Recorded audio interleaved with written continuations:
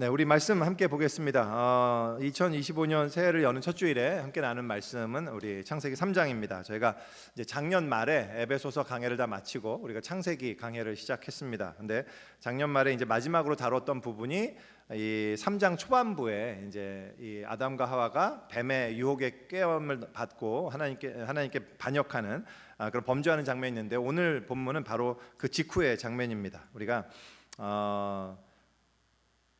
다 함께 읽기 원하는데요.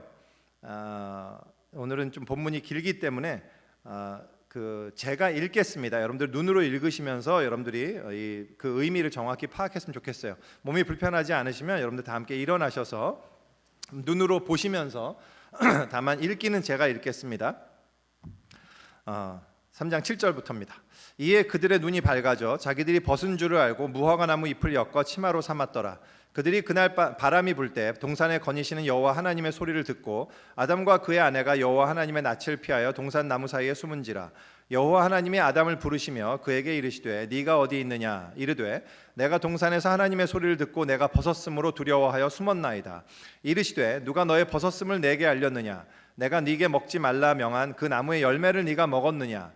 아담이 이르되 하나님이 주셔서 나와 함께 있게 하신 여자 그가 그 나무 열매를 내게 주므로 내가 먹었나이다.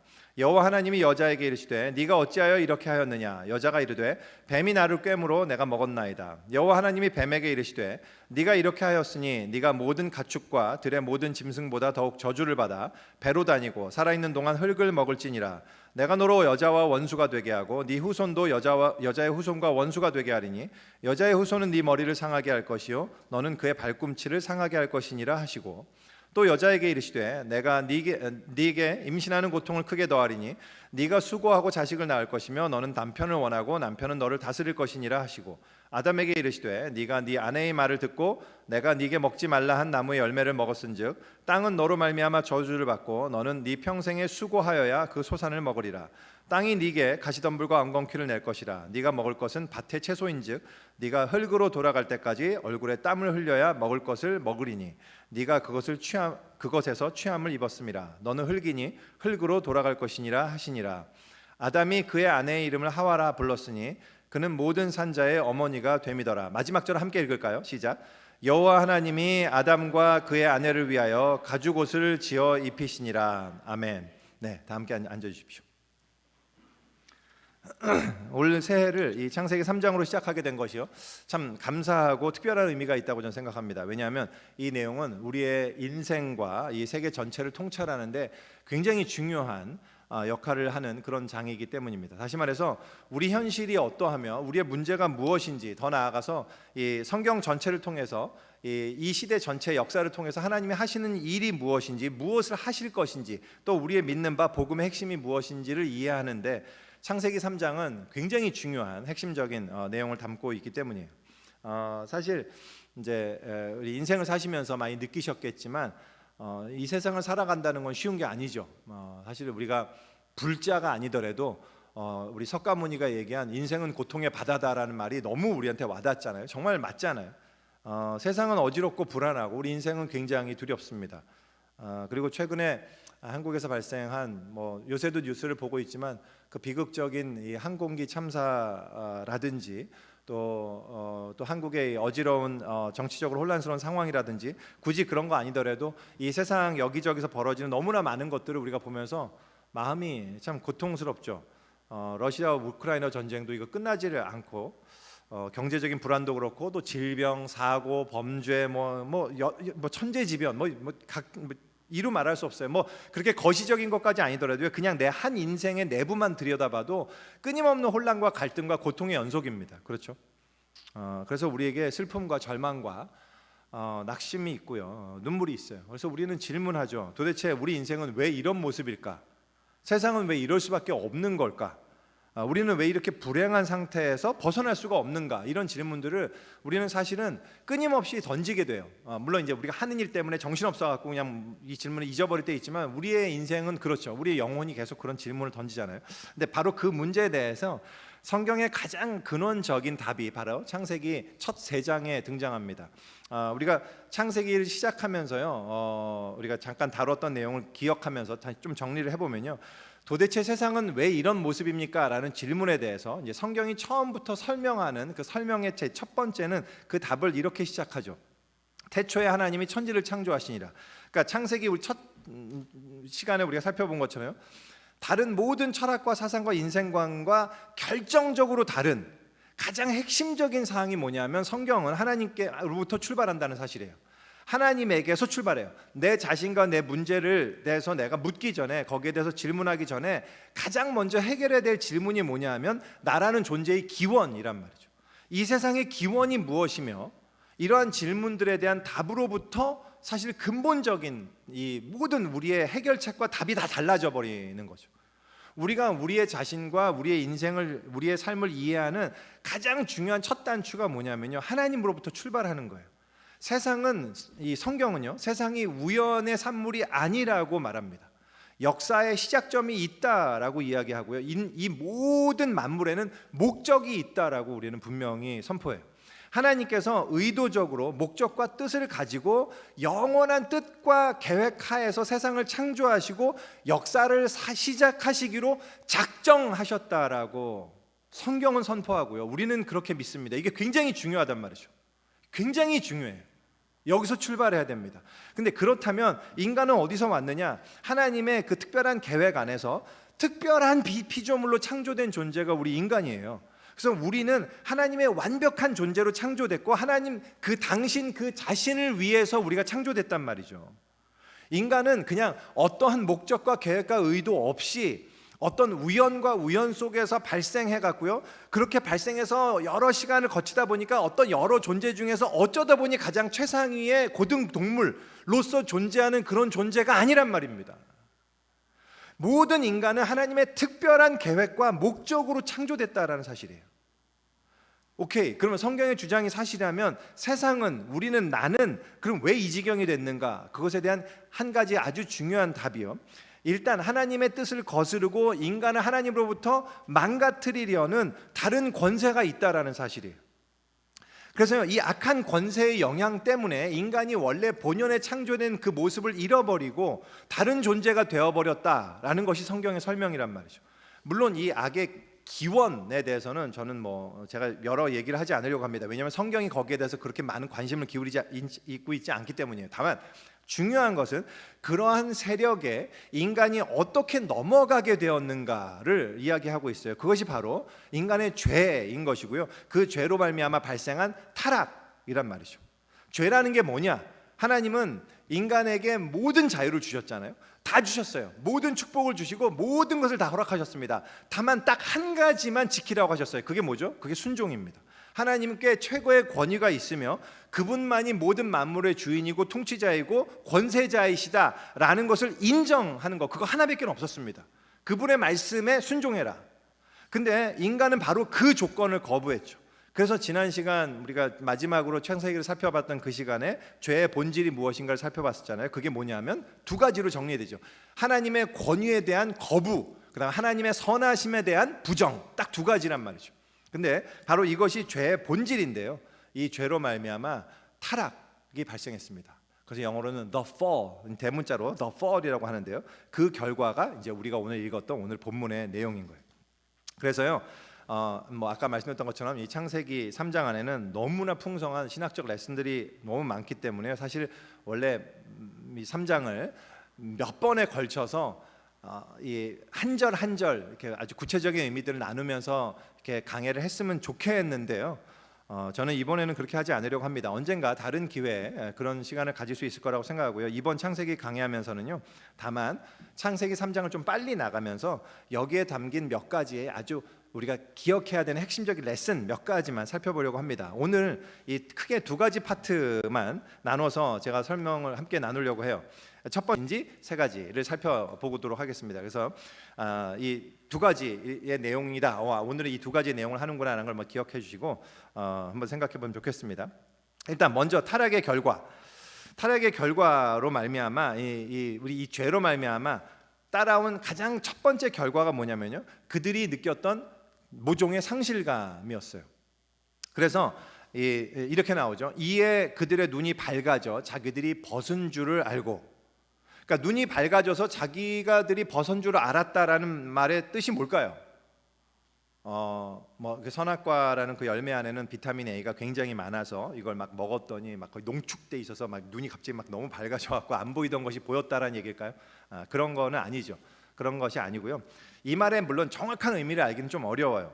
이 말이 자기들의 상태가 원래 타락 전과 타락 후와 사실은 똑같았는데 단지 자신들의 시각이 하나님을 바라보던 시각이 바뀌어서 내 몸을 바라보게 돼서 자기가 부끄러운 것을 알았다라는 의미인지, 아니면 타락 후에 자기들의 상태가 실제적으로 타락 전에 이 몸의 상태가 달라졌기 때문에 그걸 보고 부끄러워했다는 얘기인지는 정확히 알기 어렵습니다.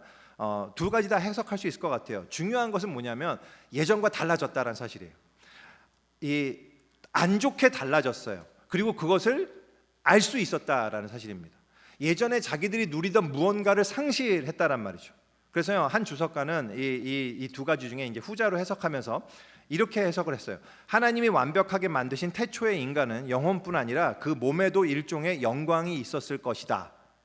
그런데 이 사건으로 인해서 그 인간이 영혼만 타락한 것이 아니라 몸도 타락하게 되었다, 이렇게 해석하고 있는데요, 저는 상당히 일리 있는 해석이라고 생각합니다. 실제로 예수님께서 우리가 부활 이후에 어떻게 될 것인가를 약속하신 것이 있는데 우리의 몸 또한 영광스럽게 변화시켜 주시겠다는 약속이었거든요. 사도 바울이 이렇게 얘기하죠.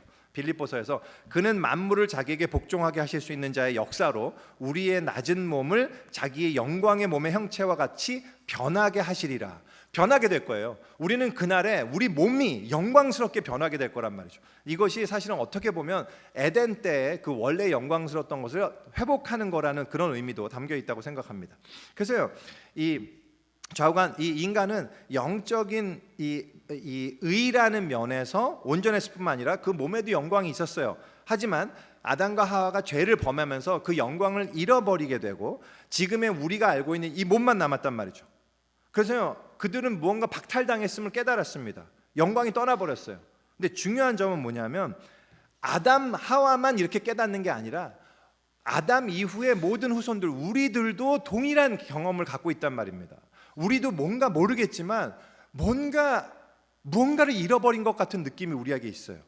사실은 우리의 인생은 훨씬 더 높고 뭔가 더 영광스럽고 훨씬 더 아름다운 것을 추구하는 거로 일 거라는 생각이 있어요. 우리 모두에게 있다니까요.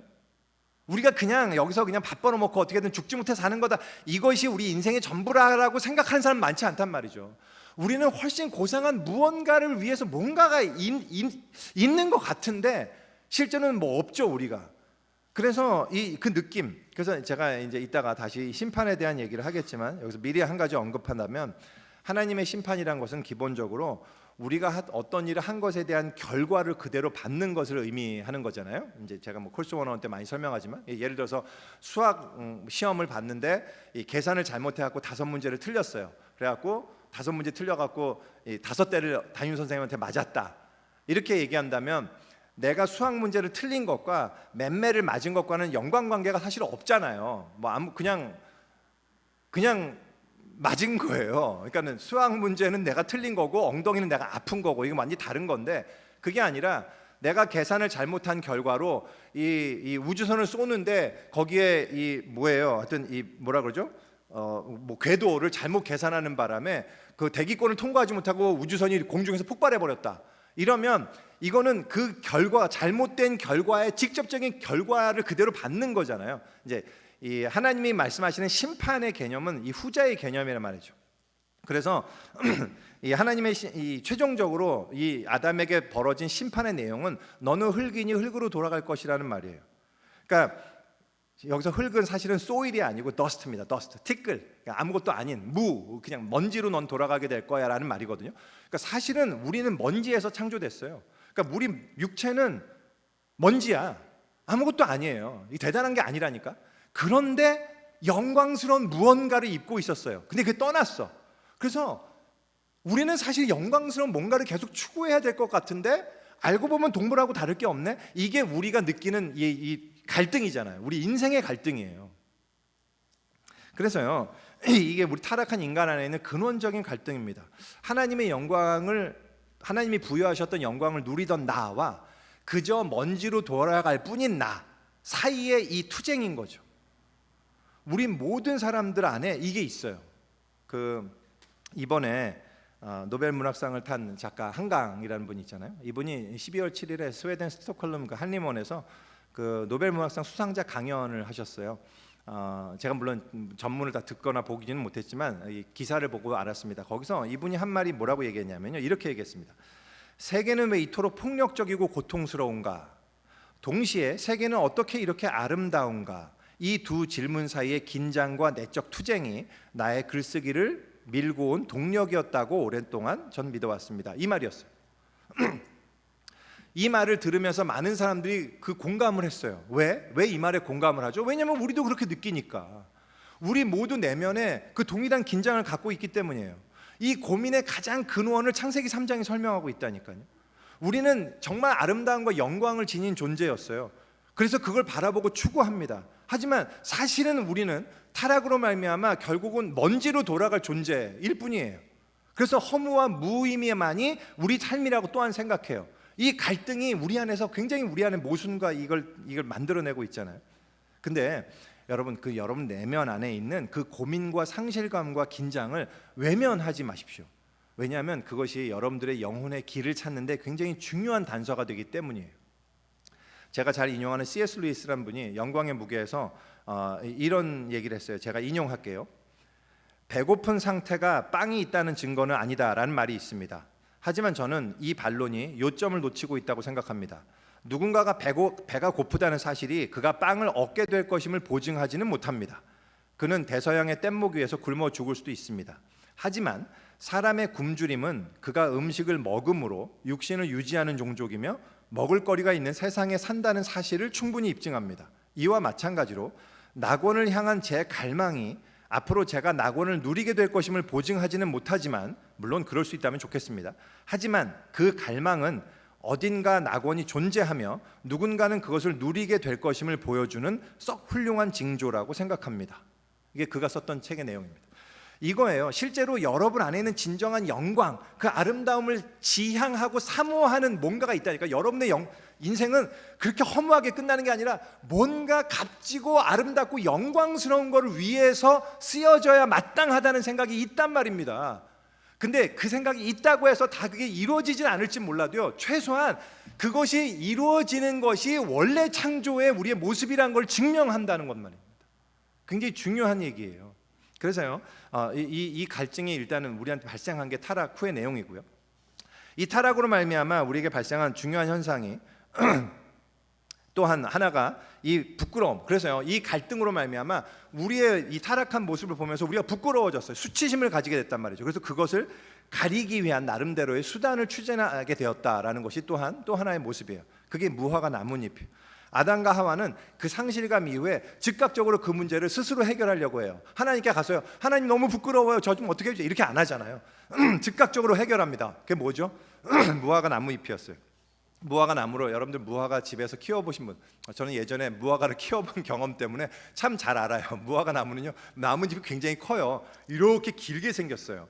크고. 그래서 이거는 가리기가 쉽습니다. 그래서 뭐 이렇게 얼기설기 했겠죠, 줄기를 엮어갖고. 근데 어쨌든 그래서 치마를 만들어 입는데요, 이것이 또한 정말 우리의 모든 인생과 이 세상의 문명이 무엇인지를 이것만큼 완벽하게 요약하는 건 없는 것 같아요.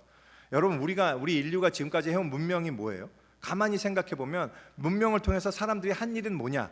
이 무화과 나무 잎을 엮어서 몸을 부끄러운 걸 가린 것뿐이잖아요. 우리의 연약한 내면을 감추고 얼마나 우리가 멋있는 사람인지를 겉모습으로 뽐내기 위한, 그래서 인정받기 위한 엄청나게 노력을 하는 게 우리 인생이잖아요. 모두가 자기 나름대로 방식으로 가려요. 가장 대표적인 게 자기 외모를 커버하는 거죠. 그래서 화장하고 옷 잘 입고 자동차와 좋은 자동차 타고 다니고 좋은 집, 이런 걸 하면 자기가 굉장히 괜찮은 존재인 것처럼 보여지잖아요. 그게 굉장히 중요한 거잖아요. 뭐 요새 젊은이들 하는, 뭐 젊은이뿐만 아니라 우리가 다 하는 페이스북이나 뭐 인스타그램, 그런 것도 다 무화과 나뭇잎이죠. 그렇죠? 거기에는 온갖 행복한 모습만 있잖아요.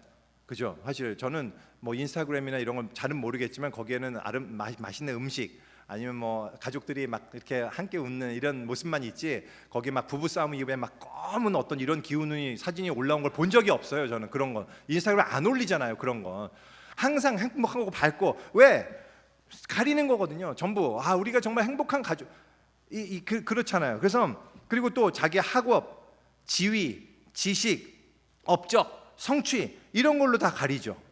그죠? 그래서 이게 내가 지식을 많이 내가 엄청 지식이 많고 내가 똑똑한 사람이다라는 것을 보여주면 그래서 박사가 되고 막 업적을 이루면 실제로 그 사람이 정말로 훌륭한 사람일 거라고 사람들이 기대해 주기 때문이거든요.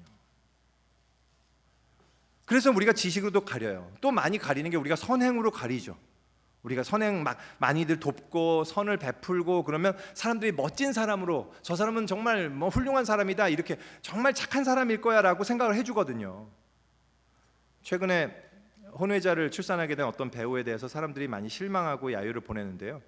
그 사람의 모습이 그 사람만의 아주 독특한 문제라고 생각지 않아요. 저는 우리가 다 그렇거든요. 저는 오해하지 마세요. 저는 지금 선행하는 게 나쁘다거나 선행하는 모습은 다 위선적인 거 이런 얘기를 하는 게 절대 아닙니다. 선행하는 건 좋은 거예요. 우리 선행 많이 해야 돼요. 아름다운 일 많이 해야 됩니다. 다만 중요한 것은 그런 우리의 선행이 우리 안에 있는 내면의 추한 것과 더러운 것을 감추지 못한단 말입니다. 그냥 우리는 사실은 이건 그대로 있어요. 있는데 그걸 잘 감추는 거예요. 너무 잘 위장하는 거죠. 그런 것처럼 사실은 이 모든 것들이요 무화과 나무 이파리에 불과해요. 그리고 하나 덧붙인다면 근데 그 수치가 결국 드러나게 되잖아요. 그러면 우리가 어떻게 하는지 아세요? 그러면 가장 대표적인 게요. 거의 100이면 100 블레임합니다. 누군가 희생양을 찾아야 돼요. 상대를 비난하든 나를 이렇게 만든 환경을 비난하든 부모님을 비난하든 좌우간 이렇게 나를 이렇게 만든 요인이 있어. 그 요인에 대해서 손가락질하는 게 그게 이제 아담과 하와가 보여준 그런 내용이잖아요. 오늘 제가 그런 내용은 빼겠지만 어쨌든 그 비난을 피하고자 그냥 모든 수단을 총동원해요. 왜? 수치감 때문에요. 내가 안에 있는 부끄러움이 있어요. 우리 안에는 근원적인 부끄러움이 있단 말이죠. 근데 우리 안에 있는 근원적 부끄러움은 해소되지 않는 데 반해서요 내가 커버하는 장치는 그렇게 오래가지 못합니다.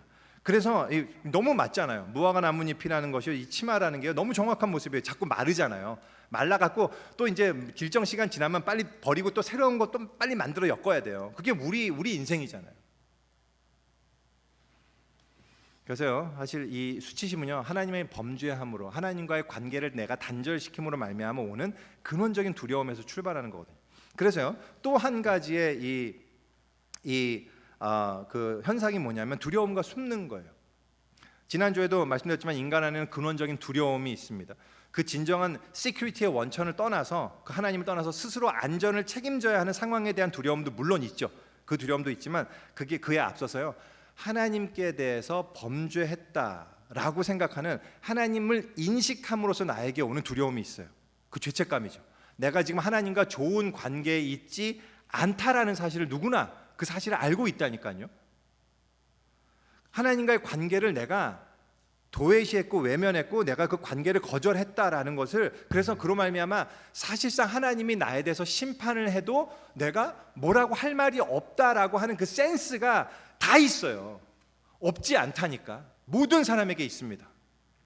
하나님의 존재를 인정하지 않고 그거 성경은 다 신화고 전설이다라고 생각하는 사람들. 그래서 우리의 인생은 나 스스로가 내가 운명의 주인이자 내 영혼의 선장이다 이렇게 주장하면서 이것이 진짜 자유다라고 말하는 사람들도 있죠. 그 사람들 그래서 나는 정말로 합리적이고 과학적인 인생관을 살아가는 사람이다 라고 주장하는 사람들도요 그런 사람들조차도 그 내면을 살펴보면 부인할 수 없는 두려움이 있단 말입니다.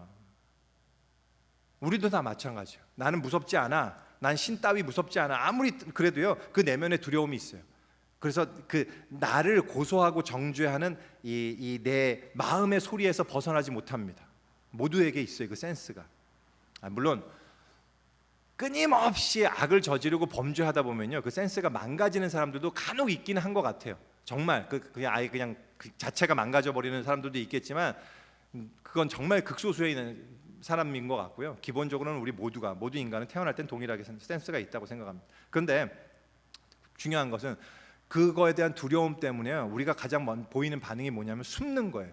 이게 참 인간의 슬프고도 비극적인 모습인데 하나님을 피하고 도망가고 싶어 하잖아요. 이제 저도 기억나는 게요. 제가 이제 중학교 때부터 제가 이제 그 성당 다니다가 중학교 때부터 우리 제 교회를 섬겼다 그랬잖아요. 감리교회였는데 그래서 어렸을 적에요. 저는 담임 목사님하고 만나잖아요. 그러면 담임 목사님이 저 앞에 계신다. 그러면 담임 목사님 만나게 되면 항상 아주 영적인 좋은 청년인 것처럼, 좋은 신앙 청년인 것처럼 아주 90도로 깍듯이 인사하고 얼른 그 자리를 피하려고 그랬어요. 항상 얼른. 왜냐하면 목사님하고 눈이 마주치면 안 된다는 생각이 저한테 있었던 것 같아요. 목사님 눈이 마주치면 내가 저지른 모든 잘못들을 목사님들이 다 꿰뚫어 보고 계실 거다라는 그런 두려움이 있어요. 사실은 당시에 제가 섬겼던 교회는 막 성령파 교회였거든요. 그래서 실제로 은사가 있는 분들이 많았고 영분별의 은사도 굉장히 많은 분들이 갖고 계셨어요. 제가 아무리 생각해도 담임 목사님이 은사 중에 왕초일 거라고 생각해갖고 계속 이제 그냥 투시 능력이 있을 거다라는 생각을 계속 했던 것 같습니다. 그래서 그 두려움, 뭐 그런 거잖아요. 근데 사실 그래서 우리가 정말 하나님께 대한 그런 센스가 누구나 있어요. 그래서 우리의 부끄러움을 무릅쓰고 겸손함으로 나의 죄인임을 인정하고 하나님 앞에 설 준비가 되어 있지 않으면 우리는 항상 하나님은 위험한 분이고 도망가야 되는 존재라고 생각하는 거죠. 그러니까 우리가 계속 숨는 거예요. 하나님을 계속 피하잖아요. 하나님과 관계된 어떤 얘기가 나오는 것에 안 들으려고 그러고 계속 그러는 거지 않습니까? 근데 사실 이게 죄로 말미암아 타락한 아담과 하와에게 발생한 문제이고 이게 저와 여러분의 문제이고 바로 이것이 세상의 모든 문제들이 발생하는 근본적인 원인인데요. 사실 이렇게 하나님을 피하고 도망하고 숨으려는 진짜 이유가 뭐냐 하면요, 하나님을 너무 모르기 때문입니다. 하나님을 오해하기 때문이에요. 사실 오늘 본문 속에는 하나님이 정말 어떤 분이신지가 너무 잘 드러나 있어요. 그 내용 때문에 이 암울한 이야기 속에 우리가 비록 타락했지만 정말 우리는 계속 끊임없는 소망을 발견할 수가 있는 거죠. 그 이유가 오늘 본문에 등장해요. 그것을 다른 말로는 전 복음이라고 얘기할 수 있을 것 같아요. 그 복음도 제가 3가지 정도로 설명을 드릴 수 있을 것 같아요. 일단 첫 번째, 우리에게 주어진 소망은 뭐냐면 우리를 찾으시는 하나님이십니다. 하나님이 아담을 찾으세요. 네가 어디 있니? 아담아, Where are you? 이거잖아요. 하나님이 하나님을 배신하고 하나님을 반역한, 그래서 타락한 존재를 찾으신다라는 사실입니다. 하나님의 아담의 동산에 들어와서요, 부르세요. 여호와 하나님의 아담을 부르시며 그에게 이르시되 네가 어디 있느냐. 이게 정말 중요한 성경의 메시지인데요. 이게 왜냐하면 아담에게만 중요한 게 아니라 우리들 모두에게 굉장히 중요하기 때문이에요. 하나님이 우리들 모두를 찾으시고 부르시기 때문입니다. 하나님이 여러 방법으로 우리를 부르세요. 우리의 양심을 통해서 부르시고, 역사를 통해서 부르시고, 어떤 사건을 통해서 부르시고, 친구를 통해서 부르시고, 꿈과 환상을 통해서 부르시기도 하고, 어떤 이들은 질병을 통해서 부르시기도 하고, 어떤 사람은 죽음을 통해서 말씀하시기도 한단 말이죠. 무엇보다도 그리고 말씀을 통해서 우리를 부르세요. 문제는 우리가 우리의 죄 때문에 귀가 멀어서 이 많은 부르심을 잘 외면하거나 알아듣지 못하는 데 있어요. 우리가 정말로 마음을 열어서 그 목소리를 듣고자 한다면 하나님이 나를 알고 계시고 나를 지금 부르시고 계신다는 사실을 정말 발견하게 된단 말이죠. 바로 그때 우리가 하나님을 만나게 된다라고 얘기하는 거잖아요. 하나님이요, 네가 어디 있느냐라고 질문하세요. 하나님은 우리와 인격적인 만남을 원하십니다. 그리스도인이 되고자 할 때 가장 먼저 겪는 일이 바로 이거예요. 하나님이 나를 부르고 계시는구나라는 사실을 아는 거란 말이죠. 하나님이 금을 쳐놓고 자, 이쪽엔 기독교인 모여, 이쪽에 안 믿는 사람 절로 모여 해갖고 쫙 긋고 자, 여기는 내 백성, 이렇게 하시는 게 아니란 말입니다. 하나님은 그 한 사람을 만나세요. 그게 굉장히 중요합니다. 그래서요, 사실 이 하나님은 우리의 정보나 우리의 의견에 관심이 있는 게 아니고요, 우리 나라는 자체에 관심이 있으세요. 사실 이게 인간이 하나님을 만나기가 정말 어려운 이유이기도 해요. 왜냐? 아까도 살펴봤듯이요, 우리 모든 인간은 진짜 나가 드러나는 걸 원치 않거든요. 그래서 자꾸 숨는다니까요. 하나님을 피하고. 왜냐면 그러면 드러나니까 나의 진짜 나가. 내가 열심히 지금 무화과나무로 덕지덕지 다 가리고 있는데 너무 부끄러운 게 막 드러난단 말이죠. 그래서 싫어요. 그래서 진짜 자아는 항상 우리의 방어의 대상, 감춤과 위장의 대상이잖아요. 언제든 숨어버리고 싶어하는 게 우리의 모습이란 말이죠. 근데 하나님이 찾으시는 건 언제나 우리 자신이에요. 그 영혼과 만나고 싶어 한단 말이죠. 인격적인 나. 그러면서 뭐라고 물으시냐면 네가 어디 있니? 라고 질문하세요. 네가 어디에 있냐? 이건 단순히 어디 있니? 못 찾겠다 꾀꼬리 이게 아니고요. 하나님은 우리의 실상과 처지를 정확히 아시기를 원하는 거예요. 너가 지금 어떤 상황에 있는지 아니? 너가 지금 정말 있어야 할 곳에 있는 거냐? 너가 지금 어디 있는지 너가 알고 있느냐라는 질문이란 말이죠. 이게 복음이 우리한테 하는 질문이에요. 우리가 복음을 듣게 될 때, 하나님을 만나게 될 때 우리는 질문을 듣게 됩니다. Where are you? 너 지금 어디에 있니? 너 지금 뭘 하고 있으며 어떤 삶을 살고 있니? 너 진짜 모습은 뭐니? 라는 그 질문과 우리가 조우하게 된단 말이죠. 왜? 왜냐하면 하나님은 진짜 나에게 관심이 있단 말입니다. 하나님은 여러분들 한 명 바로 여러분들의 이름을 부르시고 바로 당신에게 관심이 있단 말이에요. 요한복음 4장을 보면요, 되게 재미난 내용이 있습니다. 예수님께서 우물가에서 사마리아 여인을 만나는 장면이 있는데요. 거기 예수님이요, 여인과 함께 여러 가지 얘기를 나누세요. 생수에 대해서, 메시아에 대해서, 이제 그리고 좀 나중에는 뭐 예배에 대해서 굉장히 영적인 중요한 이야기들을 많이 하십니다. 근데요, 그 대화에서요 가장 중요한 얘기가 뭐냐라고 하면 그게 뭔지 아세요? 예수님이 갑자기 여인에게 이 말씀하세요. 가서 네 남편을 불러와라. 그러니까는 여인이 대답해요. 저는 남편이 없습니다. 그랬더니 예수님이 말씀하세요. 네가 남편이 없다 하는 말이 맞다. 너에게 남편이 5이 있었지만 남편이 아니었고 지금 같이 사는 사람도 네 남편이 아니니까 그렇다. 이렇게 얘기하세요. 이 말씀을 왜 뜬금없이 하시는 거죠? 하고 싶어 하시는 거란 말이죠. 예수님은 거기서 초점을 돌리시는 거예요. 사실 그 여인은 하나님과 예배와 생수와 많은 영적인 것에 얘기했지만 실상 그 여인의 삶은 비참한 삶을 살고 있었단 말이에요. 그녀가 이제 남편 5이 있었지만 남편도 아니고 지금 사는 남편도 남편이 아니다라고 얘기한 게 그녀가 음행하는 삶을 살고 있었던 건지 아니면 계속 남편에게 버림받는 비참한 삶을 살고 있었던 건지는 우리는 알기는 어렵습니다. 그거는 예수님과 그 여인 간에 아는 거죠. 우리는 잘 모르겠습니다만 다만 중요한 것은 예수님이 그 여인과 그런 얘기를 나눔으로써 그 여인과 직접적인 관계를 맺고 싶어 하셨다라는 사실이에요. 그래서 예수님이 말씀하시는 거예요. 이제 나무 뒤에서 그만 나와라. 나는 너에 대해서 모든 걸 알고 있단다. 이게 예수님이 우리에게 하시는 말씀이란 말이죠. 아담아, 네가 어디 있느냐? 이게 하나님이 우리 모두에게 던지시는 질문이에요. 정말 경악하는 순간이에요. 근데 그때 숨지 마십시오. 그때 많은 사람들이 숨어요. 그냥 피해요. 이거는 그냥 목사가 하는 말에 내가 넘어간 것이고 감정이 동요한 것이고 괜히 쓸데없는 거에 내가 괜히 두려워하고 그런 것뿐이다. 아니에요. 그렇지 않습니다. 하나님이 여러분들 찾으신다니까요. 여러분들 이름을 부르신다니까요. 이게 진짜예요. 이것이 창세기 3장에서 하나님이 하시는 일이고 지금도 하시는 일입니다. 두 번째요, 우리에게 주어진 소망이 이 본문에 있다면 뭐냐면요, 심판을 선언하시는 하나님이에요. 제가 여기서 심판의 내용에 대해서 구체적으로 다 언급하거나 하지는 않으려고 합니다. 하나님께서 뱀에게 그리고 여자에게 그리고 아담에게 심판을 선고하시는데요. 그 심판의 내용은 아까 말씀드렸던 것처럼 어떤 면에서 하나님의 심판이란 게 우리가 죄를 지었기 때문에 별도로 하나님이 주는 벌, 어떤 이 맴매의 개념이 아니라 우리가 저지른 어떤 일에 대한 결과를 우리가 그대로 맞이하게 될 거라는 어떤 그런 안타까운 선언이라고 말씀드렸잖아요. 바로 그거세요. 근데 물론 이제 여기서 악의 세력을 대표하는 이 뱀에 대한 심판은 전혀 다릅니다. 그거는 그냥 안타까운 선언이 아니라 그냥 단호한 이 심판의 선고입니다. 근데 어쨌든 하나님께서요, 우리들에게 어떤 일이 발생할 것인지에 대해 설명을 해주세요. 이 심판의 결과로 일단 뱀에게 얘기하고 계시지만 이거를 듣는 아담과 하와들은 알겠죠. 하와는 이후에 인류의 역사가 뭐냐 하면 뱀의 후손과 여자의 후손이 벌이는 싸움이 펼쳐지게 될 것이다 라는 것을 이미 알려주신다고요. 마귀의 말을 듣고 신이 되어갖고 완전한 자유를 누리면서 살 줄 그렇게 생각하고 기대했었는데 그게 아니라 알고 보니 족쇄와 굴레에 매여서 그냥 몸부림치는 신세가 우리가 돼버렸단 말입니다. 뱀의 후손도 여자의 후손도 이 지옥 같은 세상의 삶과 하나님의 계획 사이에서 벌어지는 이 끊임없는 싸움에서 벗어날 수가 없을 거다라는 걸 우리가 알게 됩니다. 그리고 더 나아가서 이 여자에게 주셨죠. 가장 거룩한 하나님의 형상을 낳는 일에조차도 고통이 따르게 되었고 생존을 위한 투쟁을 우리가 계속 해나가고 또한 이 뭐라 그러죠?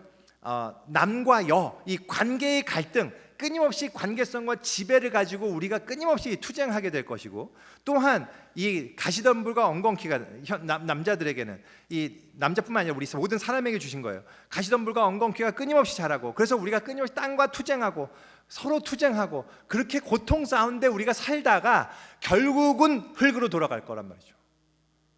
그것이 우리에게 주어진 심판의 내용이에요. 그게 우리 인생이잖아요. 모든 사람들이 동의하는 세상이잖아요. 그렇게 우리가 지금 하고 있는 거잖아요. 지금 그렇게 살다가 우리가 다 먼지로 갈 거라니까요. 너는 흙에서 왔은즉 흙으로 돌아갈 것이다. 이게 하나님이 내가 아무래도 너 안 되겠다, 너 혼 좀 나야 되겠다, 너 흙으로 가, 이게 아니란 말입니다. 우리가 한 범죄, 그 영광을 잃어버렸기 때문에 우리의 원래 모습으로 그냥 가버리게 되는 결과를 우리가 그대로 맞이하게 된다는 얘기예요. 이게 우리에게 주어진 심판의 내용입니다. 근데 제가 여기서 주목하고 싶은 것은요, 이 심판의 내용 그가 아니고요, 하나님께서 왜 이 내용들을 아담과 하와에게 말씀해 주셨을까 하는 거예요. 이 심판의 선언이 하나님의 사랑을 드러내는 이유가 여기 있다고 생각합니다.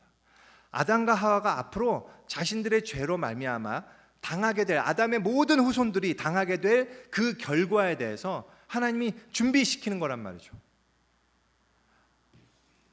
그들뿐 아니라 에덴 동산을 떠나서 죄 가운데 살게 될 모든 후손들에게 닥쳐질 일들이에요.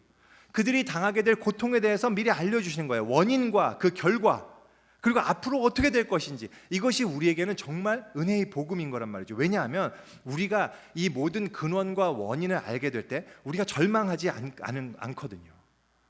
이것은 이 실상을 아는 모든 그리스도인들에게 주어진 정말 놀라운 축복입니다. 여러분 생각해보세요. 사람들은요, 기독교에서 선언하는 죄인이다, 인간은 죄인이다라는 선언을 그렇게 달가워하지 않아요. 불쾌하게 생각하고 거부하고 터부시합니다. 하지만 죄가 무엇인지 정말로 내가 얼마나 어떤 죄인인지를 정말로 깊이 깨닫고 통찰한다는 건요, 진짜 여러분 축복이에요. 정말 축복이라니까요. 왜냐하면 이 세상에서 벌어지는 죄 앞에서 우리가 좌절하지 않거든요. 그러면 정말 죄를 알게 된 사람들, 내가 어떤 죄인인지를 정말로 발견한 사람들은 어떤 현상을 가지냐면요, 사람들에 대해서 쉽게 절대로 평가하지 않아요. 저 인간 나쁜 놈, 저 사람 좋은 사람, 이렇게 평가하지 않는단 말이죠. 어떤 인간에게도 희망을 걸지 않고요. 근데 반면에 모든 사람들에게 대해서 참으로 긍휼히 여기나만, 불쌍히 여기나만 사랑하는 마음을 베풀 수 있어요. 옳은 것은 옳은 것이고 그른 것은 그른 것이다 라고 분명히 말할 수 있는 용기를 지니면서도 동시에 내가 옳은 편에 있다고 거만해하지 않습니다. 왜? 내가 언제든 저렇게 타락하기가 쉬운 존재라는 걸 내가 알기 때문이죠. 그래서 우리가 정말 죄가 무엇이며 내가 죄인이라는 사실을 깊이 통찰한 사람들은요, 정말로 이 세상에 벌어지는 어떤 악 속에도 우리가 좌절하지 않아요. 여러분들, 한때 기독교 이 정통의 자리를 거의 차지했던 기독교 자유주의가 한순간에, 거의 일순간에 소멸될 정도로 이렇게 쇠퇴했다고 말씀드렸잖아요. 역사적으로. 그게 왜 그런지 여러분들 아시나요? 예전에 제가 한번 말씀드렸던 것처럼 18, 19세기에 인문주의가 확 발호하면서 성경을 인간의 책으로 격화시키고, 그래서 기독교 자유주의가 기독교의 정통의 자리를 차지한 적이 있어요. 거의 2세기 동안 차지했었어요. 이게 절대로 나약한 존재가 아니었어요. 기독교 자유주의는 기독교 전반을 지배했던 사상이었단 말이죠. 그게 뭐예요? 기독교 자유주의라는 게 뭐죠? 결국 이거예요. 기독교는 인간이 세운 것이고 성경은 인간의 책이고, 그래서 하나님의 계시가 아니라 인간의 어떤 모종의 신적 경험을 한 다음에 그것을 인간들이 쓴 책이고, 그리고 기독교란 건 그래서 그것의 바탕에서 인간이 세운 어떤 종교일 뿐이고, 그리고 이 기독교가 지향하는 가장 궁극적인 목적은 뭐냐?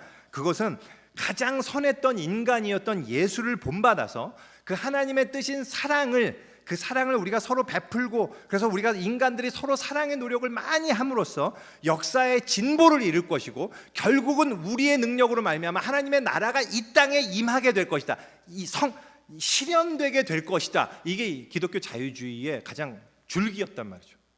이게 기독교 정통으로 자리 잡았었어요, 지난 2세기 동안에.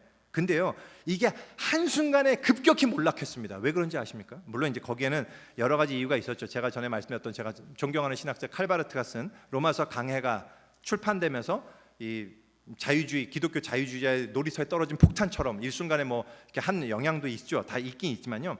사실 그보다 훨씬 중요한 원인이 뭐였냐면요. 두 차례의 세계 대전이었어요. 1, 2차 대전을 거치면서요. 정말 수많은 사람들이 이유를 알 수 없이 목적도 없이 서로를 증오하고 죽이고 서로 파멸시키는 이 엄청난 상상하기 힘든 일을 겪으면서요. 인간 자체에 대한 기대가 무너진 데 있습니다. 근데요. 오히려 바로 그때 진짜 정통이었던 정통 기독교가 다시 정통으로 쓸 수 있었단 말이죠. 왜? 왜냐하면 실제 정통 기독교인들은 그럴 때 절망하지 않았기 때문이에요. 이 도로시 세이어즈라는 이 영국 문학가가 있습니다. 캐톨릭 여성 신학자이고 시인이고 기독교 사상가인데요. 이분이 굉장히 아주 훌륭한 분이에요. 근데 이분이 그런 얘기를 했어요. 나에게는 원죄의 교리를 믿는 것이 너무나 큰 희망을 준다. 왜 이런 얘기를 했냐면 그리스도인들은 역시 세계에서 발생하는 거대한 악에 대해서 크게 충격을 받고 슬퍼하고 너무 괴로워할 수 있지만 그들은 절대 절망에 빠지지는 않는다. 왜냐하면 그 이유는 성경이 인간의 본성 자체에 대해서 그렇게 높은 견해를 지니고 있지 않기 때문이다. 이렇게 얘기했단 말이죠. 정말 정확한 말이에요. 저는 이것이요 진짜 중요한 지적이라고 생각해요. 우리는 인간에게 그렇게 절망하지 않아요. 왜냐? 인간에게 그렇게 희망을 걸지 않기 때문이에요. 인간은 그렇게 희망을 걸 만한 대상이 아니에요. 인간은 죄인입니다. 그로 말미암아 피할 수 없는 심판이 우리에게 임하게 되어 있어요. 우리는 그 심판을 받게 될 거예요. 그런데 이것이 또 복음인 이유는 인간이 단순히 그 희망을 걸 만한 대상이 아니다라는 이유만으로 우리가 희망을 거는 게 아니죠. 우리가 어떤 상황에서도 끝내 희망을 잃지 않을 수 있는 이유는 인간에게는 희망이 없지만 그 인간을 사랑하시는 하나님께 우리의 희망을 걸 수 있기 때문이다라는 사실입니다. 바로 이것이 오늘 본문에 그 사랑이 아주 진하게 드러나는데요. 제가 이 원시복음이라고 불리는 3장 15절 뱀의 후손과 여자의 후손, 그래서 뱀의 후손은 너의 여자의 후손을 발꿈치를 상하게 할 것이요 여자의 후손은 너의 머리를 상하게 할 것이다. 이 말씀은 제가 나중에 다시 하도록 하겠습니다. 그것이 굉장히 중요한 원시 복음이라고 불려요. Primitive Gospel. 그래서 하나님이 최초에 주셨던 이 구원에 대한 선포라고 할 수 있는데요. 그건 제가 다음에 또 얘기하고요. 그거보다도 제가 오늘 말씀드리고 있는 마지막 이 하나님의 사랑을 볼 수 있는 내용은 우리가 오늘 읽었던 맨 마지막 절인 가죽옷이라고 생각합니다. 가죽옷에 대해서만 얘기하고 마치려고 합니다. 하나님이요 그 아담과 하와, 이 타락한 아담과 하와를 내어 보내시면서 가죽옷을 지어서 입히십니다. 우리가 이 내용을요, 하나님이 그냥 그러셨구나 하는 정도로 읽고 지나가기 쉬운데요. 사실 이 부분은 정말 눈물겨운 부분이에요. 여기서 이제 가죽 옷이라고 번역된 이 옷은 히브리어로 이 크토넷이라는 단어입니다. 크토넷. 이 크토넷은 히브리어 겉옷 중에 이 로브를 뜻하는 말이에요. 로브. 그래서요, 사실 이게 무화과 나뭇잎과 이 딱 대비되는 개념인데요. 생각해 보세요. 무화과 나뭇잎으로 치마를 만들어 입었다고 해요. 아무리 촘촘히 바느질 잘했다 하더라도요, 그게 실제로 얼마나 가려줄 수 있었으며 얼마나 오랫동안 갔겠습니까? 근데 이 크토넷은요, 우리 한국인들이 이해하기 쉽게 번역하면 롱패딩이에요. 그래서 제가 이번에 한국 가서 겨울을 지내는 동안에 잠깐 그 몇 주 동안에도요, 한국 사람들이 왜 롱패딩을 입는지 알겠더라고요. 너무 추우니까 허벅지 아래가 추워 죽겠는데 거기서 제가 이제 여기 오면 롱패딩 입을 일이 없으니까 그걸 사기도 뭐하고 그래갖고 그냥 짧게 입고 다녔는데 너무 추웠어요. 롱패딩이 너무 부러웠는데요. 근데 바로 그 롱패딩, 몸의 전체를 덮어주는 옷, 그것이 바로 크토넷이에요. 하나님이 이것을 가죽으로 만들어서 아담과 하와에게 입혀 주시는 겁니다. 여기 보면 지어 입히시니라 이렇게 표현합니다. 영어로는 clothed them. 그러니까 하나님이 직접 그들에게 입혀 주셨어요. 이 장면이 상상이 되십니까? 지금 이들 자기 곁을 떠나려는 아들과 딸을 붙들고 이들을 보호해 줄 좋은 옷을 정성 들여 만드시고 이것을 입혀주시는 아버지가 보이십니까? 아버지가 그런 얘기를 하는 거예요. 너희들이 이제 밖에 나가게 될 텐데 나를 떠나서 너희가 힘들 거야. 많이 힘들 거다. 고통스러울 거다. 근데 내가 너를 보호해 줄게. 내가 너를, 이 옷이 너희들을 그 수치로부터, 위험으로부터 보호해 줄 거야. 추운 겨울 이 옷을 단단히 입혀주면서 아이들을 밖에 내보내는 그런 아버지가 상상되지 않습니까? 특별히 여러분들 이 옷은 가죽 옷이래요. 그죠? 가죽 옷은 어떤 생명을 죽여야만 얻을 수 있는 거잖아요. 어떤 생명을 죽인 거라고 여러분 상상되십니까? 어떤 가죽이었을까요? 호랑이 가죽이었을까요? 표범? 물론 그럴 수도 있겠죠. 잘 모르겠습니다. 뭐 나와 있진 않으니까. 하지만 저는 제가 상상하건대 양가죽이었을 가능성이 가장 높다고 생각해요. 하나님이 양을 잡아 피를 흘리고 그 가죽을 벗기고 그 가죽을 무두질합니다. 무두질하고 바느질 하시죠. 그리고는 그 옷을 만드시면서 먼 훗날 있을 하나님의 어린 양을 생각하셨을 거라고 저는 생각해요. 너희들은 나를 떠나겠지만 밖에 나가서 수많은 고통과 아픔과 어려움과 슬픔과 절망을 경험하겠지만, 그래서 너희가 너의 그 죄의 결과를 받게 되겠지만, 그래도 이것 하나를 꼭 기억하렴. 내가 너를 버리지 않을 거다. 내가 너희를 버리지 않을 거야. 내가 너희를 보호할 거고 내가 너희를 구원하러 갈 거야. 그래서 내가 너희를 구원할 것이고 너희들을 반드시 이 동산으로 다시 인도할 거야 라는 하나님의 약속이 바로 이 가죽옷에 담겨 있는 거예요. 그리고 신학자들이 동의하듯이요, 이것이 바로 예수 그리스도의 옷에 대한 예표가 되는 거잖아요. 사도 바울이 갈라디아서에서요 이렇게 말합니다. 갈라디아서 3장 27절입니다. 누구든지 그리스도와 합하기 위하여 침례를 받는 자는 그리스도로 옷 입었느니라. 할렐루야. 우리의 수치와 죄악을 완전히 가리고 그리스도의 의를 드러내 줌으로써 심판과 멸망으로부터 우리를 보호해 주는 옷, 그 옷을 주님께서 우리에게 입혀 주셨잖아요. 이 예수 그리스도의 옷으로 인해서 우리는 어떤 상황 속에서 낙심하지 않는 거잖아요. 절망하지 않는 거잖아요. 근데 바로 그것이 이 창세기 3장에서의 하나님의 사랑, 이 옷을 입혀주신, 가죽 옷을 입혀주신 하나님의 사랑이 우리에게 보여주는 예표란 말입니다. 바로 여기에 우리의 소망과 기대가 있어요. 우리가 이 옷 때문에 기뻐하며 절대로 소망을 잃지 않는 거란 말이죠. 우리는 어떻게 하나님께 반응하면 좋을까요? 제가 벌클리에서 KBSK 사역을 처음 청년 사역을 시작했던 때가 아마 2005년이었던 것 같아요. 2005년, 2006년 이 무렵이었는데요. 2006년에 그 가을에 우리 KBSK 사역에 처음 학부생이 왔습니다. 학부생 친구들이 있었어요. 근데 그 중에 한 청년이 있었는데 그 친구가요, 그 형제였는데 항상 똑같은 옷만 입고 다니는 거예요. 항상 똑같은 옷. 너무 기억나요. 짙은 dark brown 이렇게 여기까지 오는 이렇게 재킷이었어요. 근데 dark brown 그 가죽 재킷이었는데, 가죽은 이제 뭐죠, 이렇게 번쩍이는 가죽이 아니라 그냥 세무 같은 가죽이었어요. 근데 가을에도 겨울에도 뭐 봄에도 거의 여름 돼도 계속 이 옷만 입고 다니는 거예요. 그래서 한 번은 그랬죠. 야, 너는 왜 맨날 이 옷만 똑같은 옷만 입고 다녀? 너 어떻게 이 옷밖에 옷이 없냐? 이렇게 제가 했었는데요. 나중에 알고 보니까요, 그 청년의 그 형제의 아버지가 제단사였어요. 옷을 만드시는 분이었습니다. 그리고 그 아들을 위해서 그 가죽 옷을 만들어 주셨던 거예요.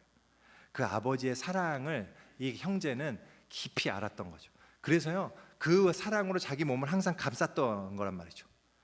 항상 그 옷만 입고 다녔어요. 아무리 추워도 아무리 더워도 항상 그 옷을 입고 다녔어요. 제가 그 사실을 알고 난 다음에요, 그 형제가 얼마나 귀하게 보이는지 너무 이뻐 보이고, 그리고 내가 조크로나마 약간 핀잔을 줬던 제가 엄청나게 부끄러워졌었습니다. 그리고 그 이후로는요, 제가 이 말씀 대할 때마다 그 친구가 생각이 나요. 우리들 역시 우리에게 이 옷을 입혀주시고 우리에게 약속하시는 이 하나님의 사랑을 우리가 더욱 깊이 기억했으면 좋겠습니다. 이 옷으로 말미암아 우리가 기뻐했으면 좋겠어요. 바로 이 우리에게 입혀진 이 옷 때문에 우리가 어떤 상황 속에서 소망을 잃지 않았으면 좋겠습니다. 그리고 그 하나님에게 우리가 사랑으로 반응하는 우리가 되기를 소망합니다. 비록 우리들이 이 땅에서 우리 죄의 결과를 받으며 고통과 슬픔과 아픔을 겪겠지만 우리를 버리지 않으시고 포기하지 않으시고 사랑하시며 구원을 약속하시는 이 하나님으로 인해서 우리가 기쁨과 소망을 우리가 계속해서 누리는 우리가 되기를 간절히 소원합니다. 우리 기도하겠습니다.